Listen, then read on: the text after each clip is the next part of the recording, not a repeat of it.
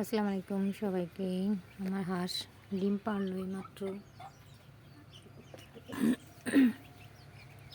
তাও এরকম হয়ে আছে। ওকে আরেকটা ডিম পারবে বুঝতে পারতেছে না, নড়াচড়া করতেছে না। একবার নড়াচড়া করে দিছি, তাও ও মনে করেন এরকমই হয়ে আছে।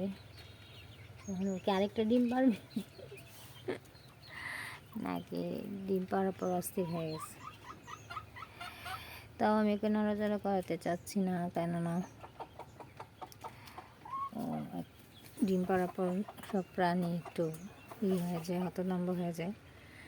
তো এই কারণেই মাশাআল্লাহ ডিমের সাইজগুলি প্রথমটা ছোট ছিল, এখন মাশাআল্লাহ ভালোই বড়।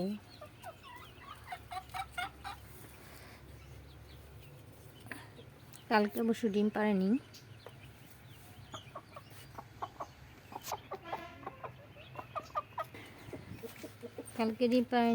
কে জানে আবার ডিম পারবে কিনা, দেখা যাক কি হয়। তো যদি ডিম পারে তাহলে পরবর্তীতে আপডেট নিয়ে আসবো, আর না পারলে তো নাই।